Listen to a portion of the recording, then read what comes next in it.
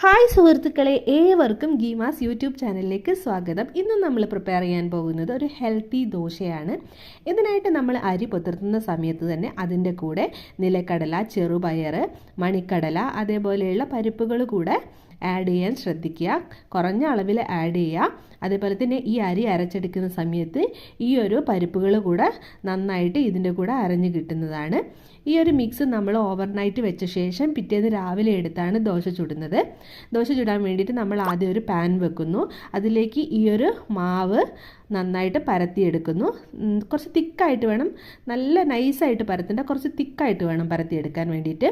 എന്നിട്ട് അതിൻ്റെ മേലെ നമ്മൾ കട്ട് ചെയ്ത് വെച്ചിട്ടുള്ള സ്പ്രിംഗ് ഒനിയന്, കുറച്ച് ക്യാരറ്റ് നല്ല ഗ്രൈൻഡ് ചെയ്ത് വെച്ചേക്കുന്ന അല്ലെങ്കിൽ കട്ട് ചെയ്ത് വെച്ചേക്കുന്ന ക്യാരറ്റ്, അതേപോലെ തന്നെ നല്ല ചെറുതാക്കി അരിഞ്ഞ് വലിയ ഉള്ളി, ഇത് മൂന്നുമാണ് ഇപ്പോൾ ചേർത്തിട്ടുള്ളത്. ഇതിലേക്ക് നമ്മൾ കുറച്ച് വെളിച്ചെണ്ണ ആഡ് ചെയ്യുന്നുണ്ട്, കുറച്ച് നെയ്യും ഞാൻ ആഡ് ചെയ്യുന്നുണ്ട്. നിങ്ങളുടെ കയ്യിൽ എന്താ ഉള്ളതെന്ന് വെച്ചാൽ അതിനനുസരിച്ച് ആഡ് ചെയ്യാവുന്നതാണ്. വെളിച്ചെണ്ണയാണുള്ളെങ്കിൽ അത് ആഡ് ചെയ്യാം. നെയ്യ് കൂടുതലുണ്ടെങ്കിൽ നെയ്യ് മാത്രം ആഡ് ചെയ്യാം. അതേപോലെ തന്നെ ഓയിലാണ് ഇനിയുള്ളതെന്ന് വെച്ചാൽ അതാണെങ്കിലും ആഡ് ചെയ്യാം. ഞാനിവിടെ നെയ്യ് ചേർക്കുന്നത് നല്ല നമ്മുടെ നാടൻ നെയ്യാണ്, അതുകൊണ്ട് തന്നെ ഇത് നല്ല ഹെൽത്തി ആയിരിക്കും.